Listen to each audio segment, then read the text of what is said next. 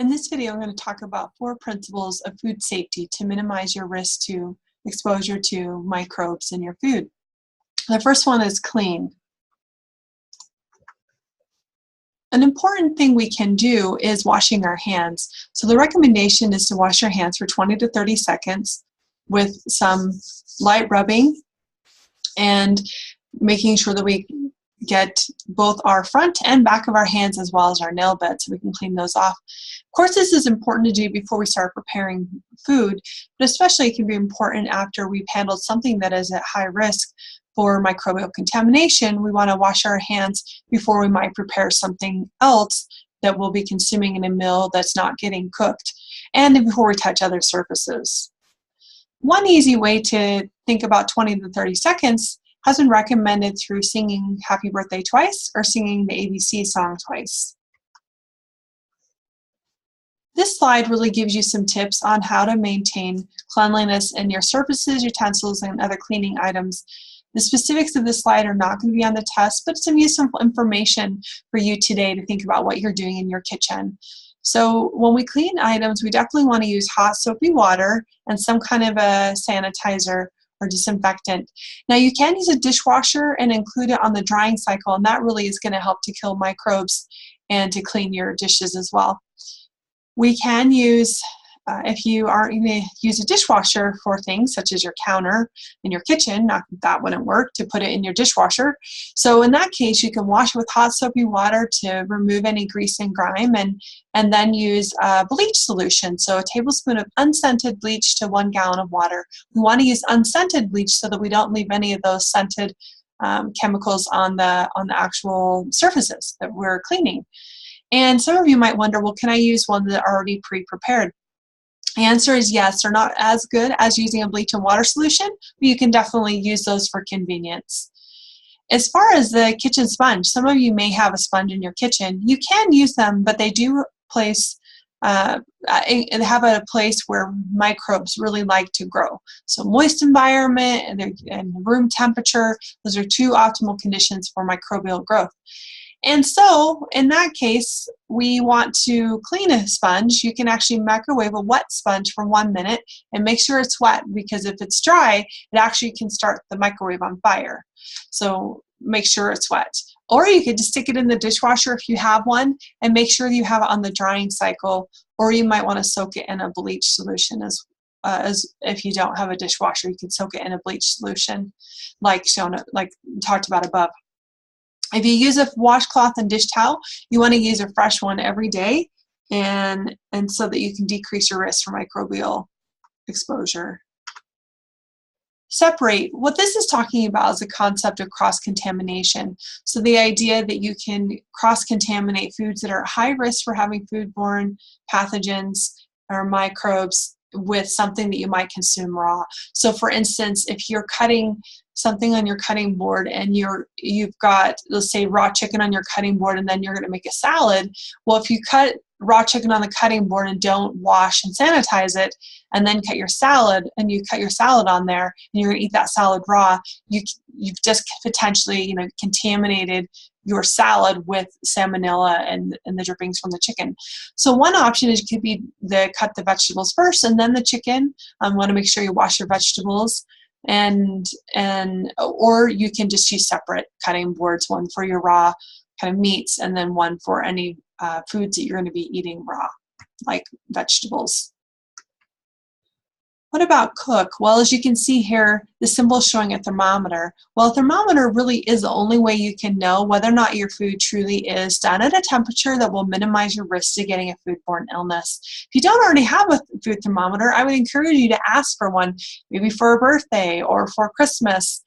Or you could just go out and buy one. They're not that expensive. You can find them at any store that sells household goods.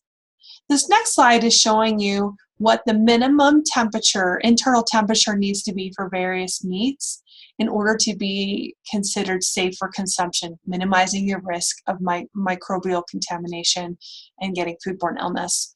So you'll want to be familiar with this. You'll get more practice doing this in the Test Your Knowledge section. Generally speaking, when we have any kind of ground meat, besides ground chicken or poultry. So ground beef, veal, lamb, pork, 106 degrees Fahrenheit. You have a roast, a steak, or chops. There we're looking at around 145 is the minimum temperature it can be at in order to be safe for consumption. And fish is the same way, 145. One thing to remember is when we have chicken, chicken is the highest of all of them. It has to be cooked to an internal temperature of 165 degrees Fahrenheit. Chill is the fourth principle. So there's some different situations here of temperatures that you'll need to know.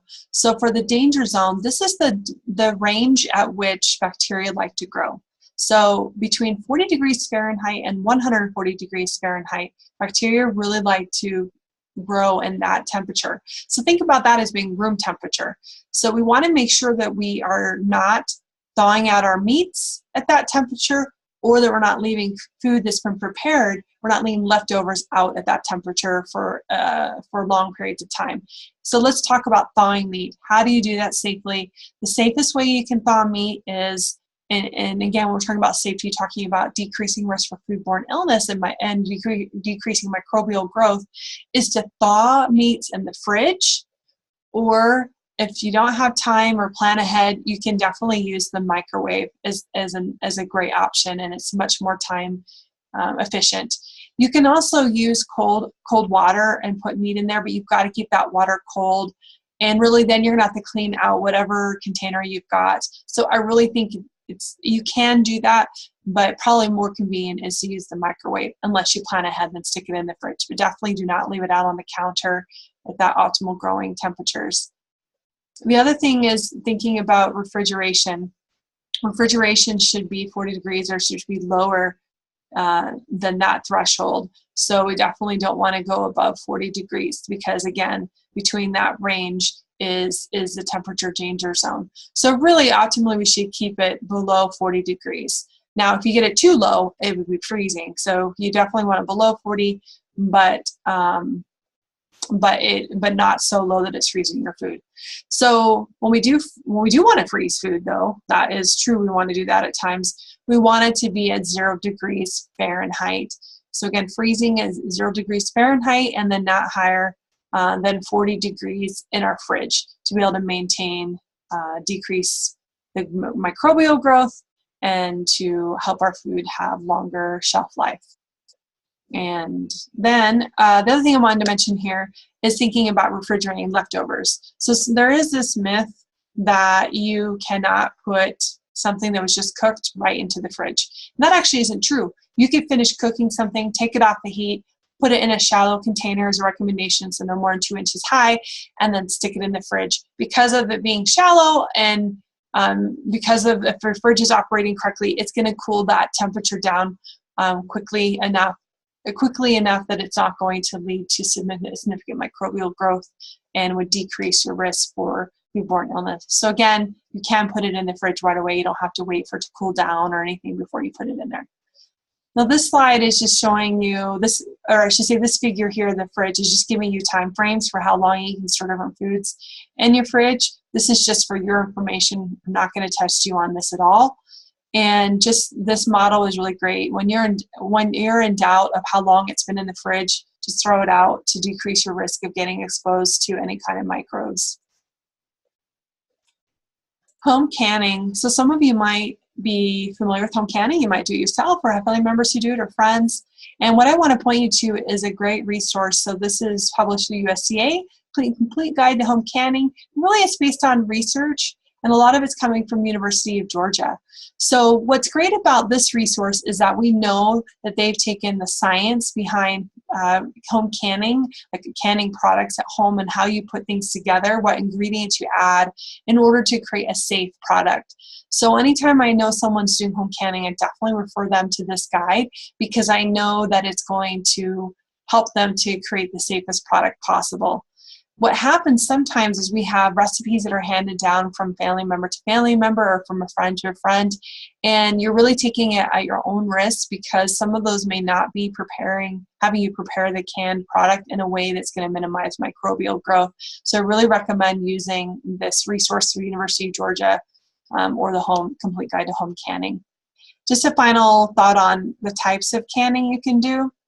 There's boiling water canning, which is good for fruits. You can also do salsa in there, but you definitely want to follow salsa recipes from the home canning guide. If you want to do vegetables or meat, you need to use a pressure canner. But what's important to know is that an Instapot, so those are pretty popular now, that is not the same thing as a pressure canner. You cannot use it for as a pressure canner. They're different. They function differently. They work differently. So if you want to can vegetables or meat, you definitely need to have a specialized pressure canner that's specifically for that. So if you have any further questions about food safety, please reach out to me or to the TAs.